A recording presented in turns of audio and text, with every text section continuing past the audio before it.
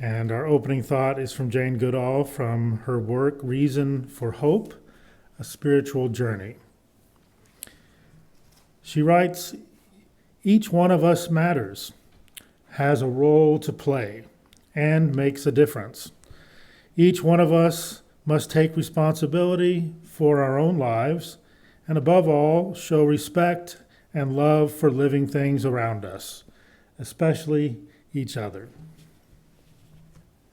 Our next reading is from Jane Goodall's The Book of Hope, A Survival Guide for Trying Times. She writes, "Hope is often misunderstood. People tend to think that it is simply passive, wishful thinking. I hope something will happen, but I'm not going to do anything about it. This is indeed the opposite of real hope, which requires action and engagement." Our next reading also comes from the Book of Hope, A Survival Guide for Trying Times by Jane Goodall. "It is these undeniable qualities of human love and compassion and self-sacrifice that give me hope for the future. We are indeed often cruel and evil. Nobody can deny this. We gang up on each other, we torture each other with words as well as deeds, we fight, we kill. But we are also capable of the most noble, generous, and heroic behavior." So for the discourse today, I'll be obviously reflecting on the life of Jane Goodall. A life for good. As we know, she was born in 1934 and just passed away in 2025, October 1st. So in these reflections on Jane Goodall's good life for good, I'm going to mix in a few memories, some personal memories of my own, of the day that I was privileged to spend with Jane Goodall on April 17th, 2007, when she was a distinguished speaker at Oklahoma City University.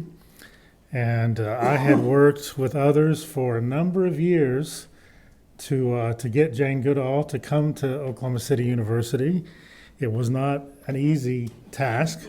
She had a very busy schedule, speaking and traveling all around the world, but with some partnerships with the Oklahoma City Zoo and the Sierra Club and Jane Goodall's own program, Roots and Shoots, and the Distinguished Speaker Fund at OCU, we were able to have her on campus on April 17th, 2007. I'll go into some detail about that day in a few moments. So on October 1st, we lost one of the most, I think, genuine and caring people on the planet. And I think maybe one of the most genuine and caring people I've ever had the opportunity to meet in person. She was a true earth keeper.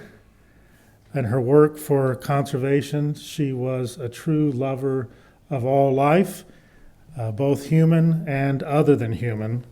And because of her tremendous work in science and conservation and peacemaking and mentoring youth and children, she received numerous honors and awards.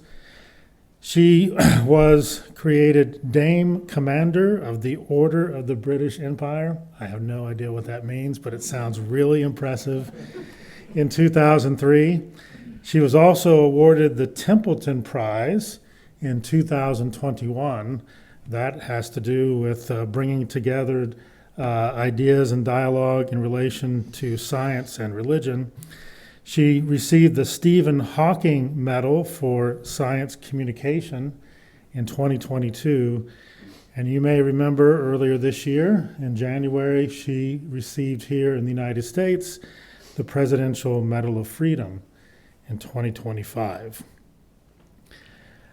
If you're my age, I'm 59, you were a child watching Jane Goodall's research on PBS, learning about her work observing chimpanzees in their natural environment.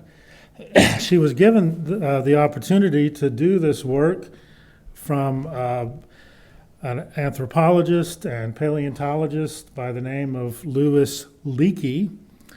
Louis Leakey wanted to study primates to understand more about human evolution. By looking at their behavior, looking at their life and community, he believed we could understand more about human evolution.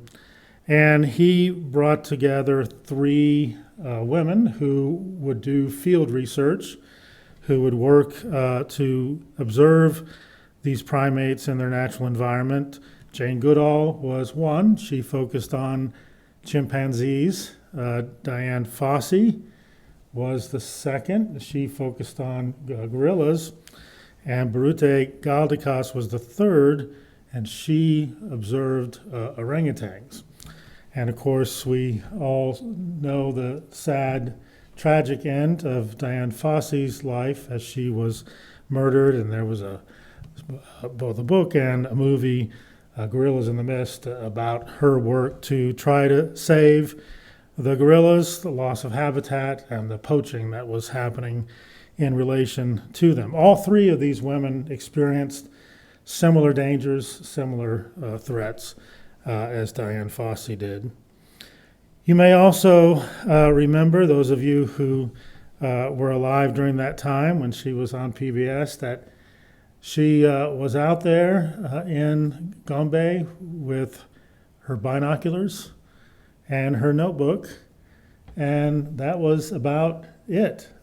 She took the time to gain the trust of the chimpanzees in these communities, and she notes, and she noted this when she spoke at Oklahoma City University in 2007, that it took some time to gain that trust because she was seen by them as a pretty strange looking primate. They were not used to seeing primates like her up close, so it took her time, but over time she was able to gain their trust. One of the chimpanzees named Graybeard was a key part of gaining that trust with the community of chimpanzees. And she was over time able to create a strong bond with them and engage in really significant research that discovered a lot of things about chimpanzees that we didn't know.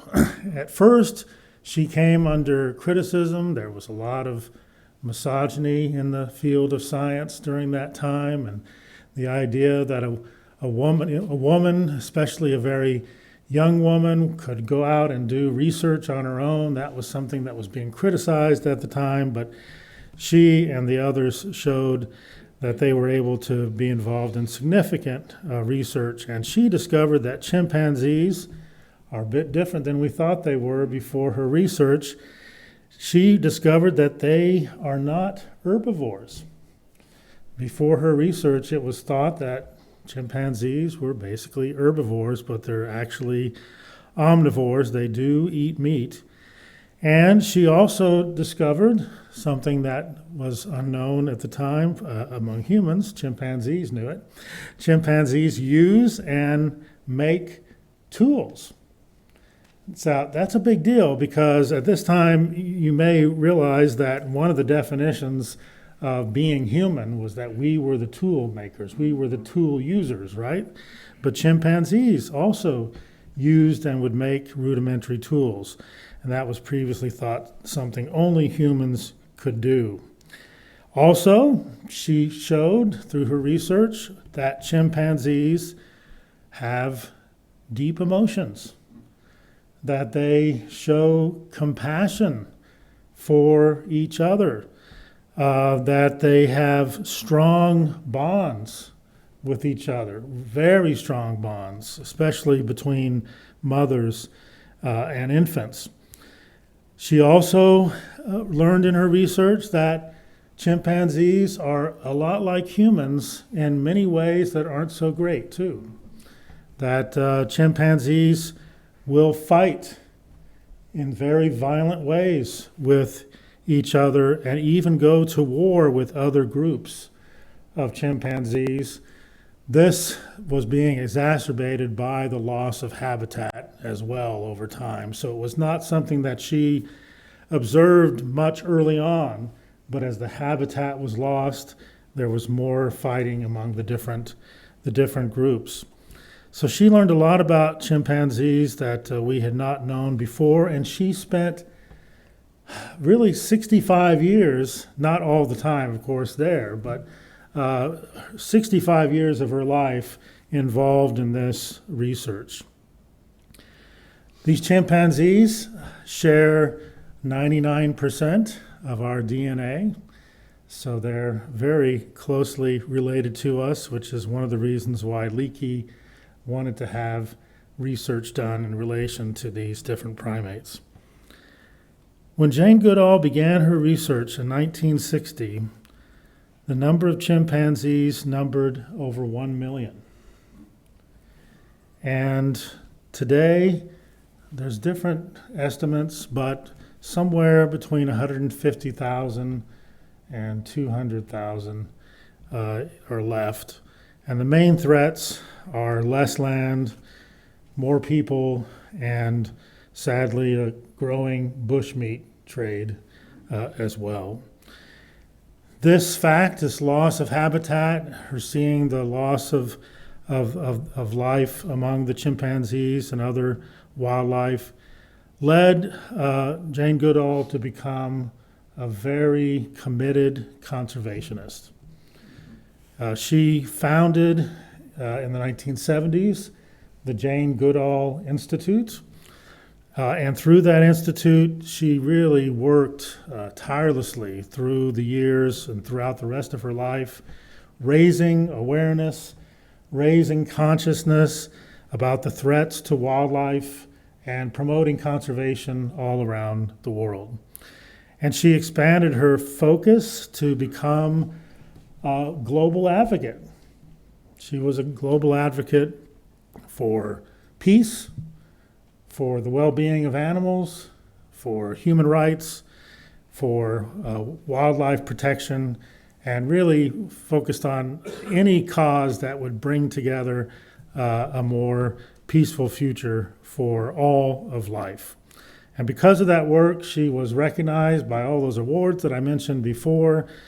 The work as a peacemaker led her to becoming a messenger for peace with the United Nations. Kofi Annan appointed her a messenger for peace. And in that work, she worked for a more harmonious, sustainable relationship between people, animals, and the natural world. Jane Goodall, like Thich Nhat Hanh, she's in my top 2 persons who never received the Nobel Peace Prize, who really did deserve to win the Nobel Peace Prize, unlike other persons who really want the Nobel Peace Prize, and some who've received it, sadly. I have no idea why Jane Goodall never won the Nobel Peace Prize, and my same beef is with Thich Nhat Hanh never winning the Nobel Peace Prize. She's been a mentor to youth and children all around the world. Has any of you ever participated or heard of the Roots and Shoots program? I don't know if they have something here in this area, but it's a global program that she started in 1991. And it first started with a group of teenagers from Tanzania, which is where she was doing her research with chimpanzees. And those teenagers would meet with Jane Goodall and talk with her about their problems that they faced in the community. And it was that conversation with those teenagers in Tanzania that inspired her to create this community program. And she set up Roots and Shoots. And that program has partnered with schools and educators, and it aims to bring young people together and empower them to care for the environment. There was a Roots and Shoots chapter in Oklahoma City when she came to speak at OCU, and They came in force to the time that she was speaking there. And so many of them wanted to have the opportunity to meet with Jane Goodall after the talk, and I'll talk about that in just a moment. So April 17th, 2007 was the day that she came to Oklahoma City to speak at Oklahoma City University. And that's a day that really does live very strongly in my memory, because I helped to arrange her coming, and then when she was there, I had the opportunity to host her for the day before she spoke. And when she did speak, she spoke to over 4,000 people in our arena at Oklahoma City University in the Freedy Center, which is barely what the fire department will allow to be in the arena.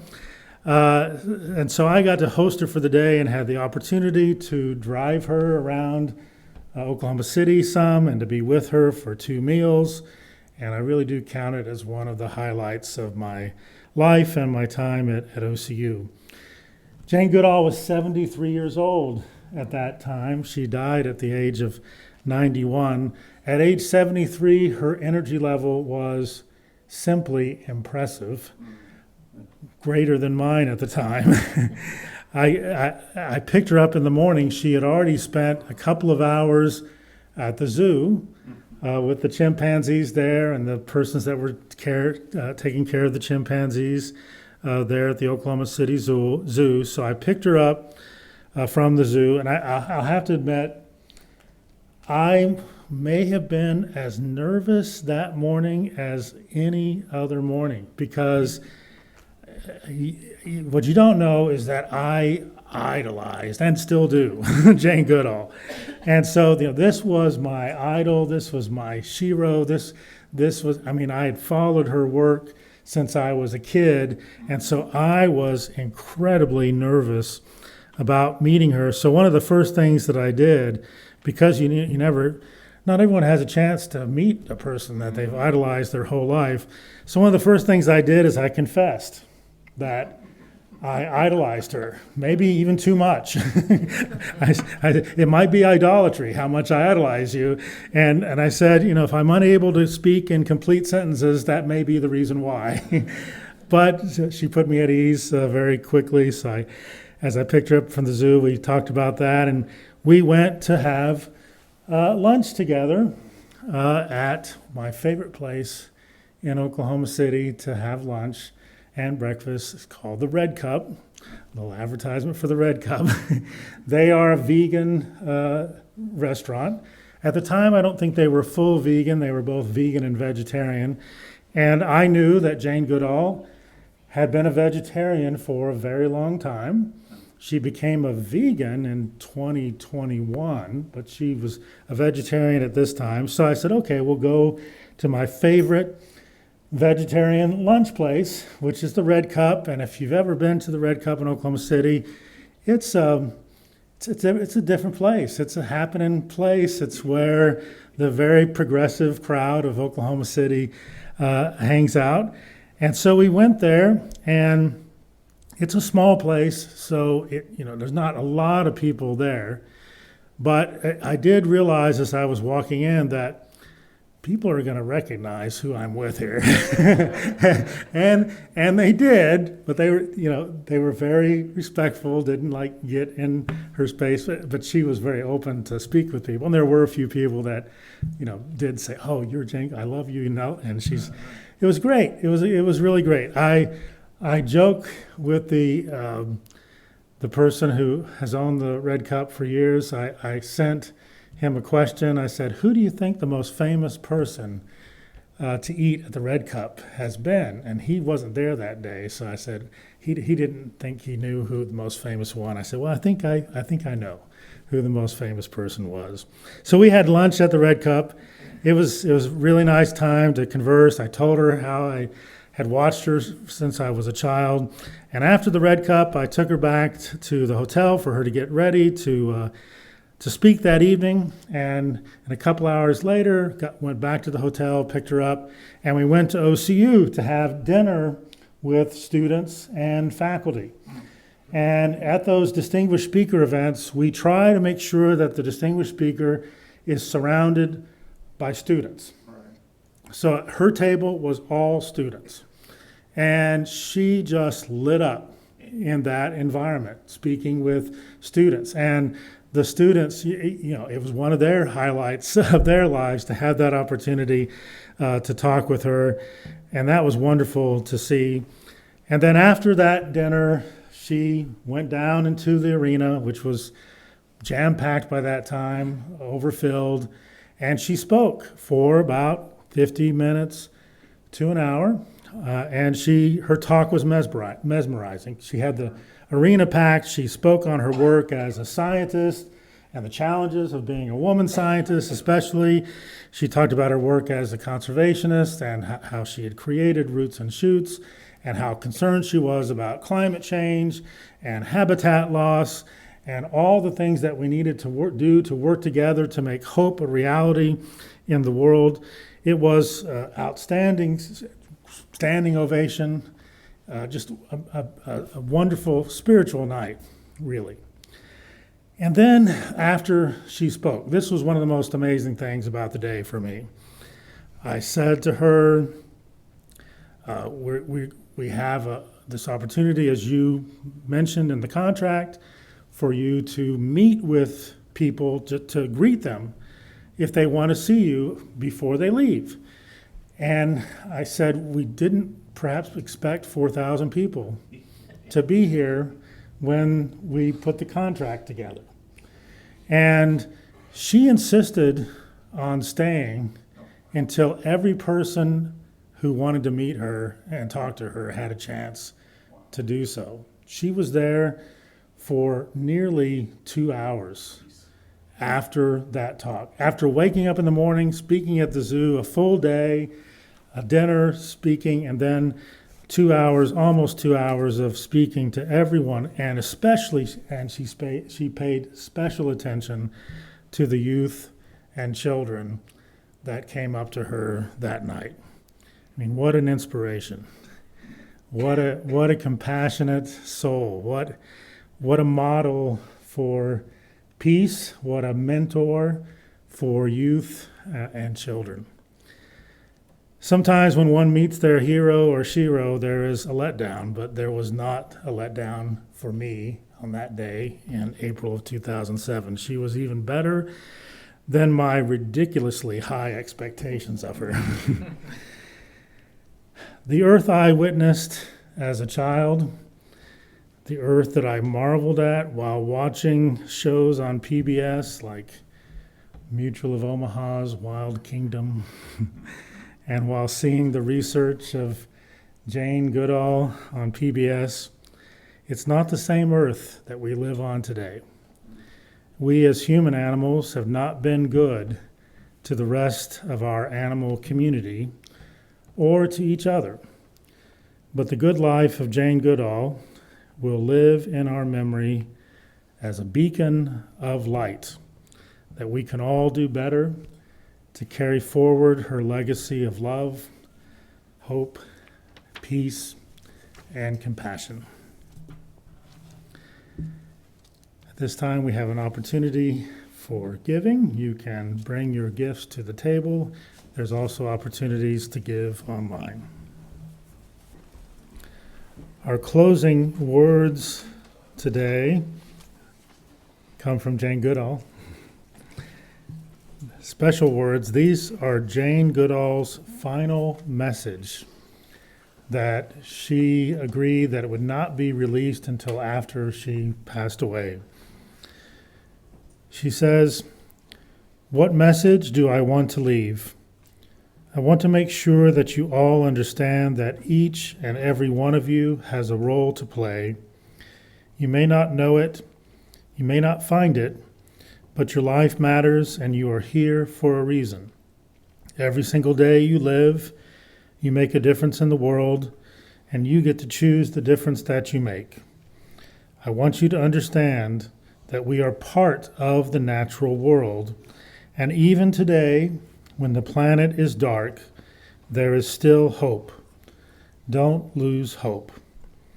We have to do everything in our power to make the world a better place for the children alive today and for those that will follow. You have it in your power to make a difference. Don't give up.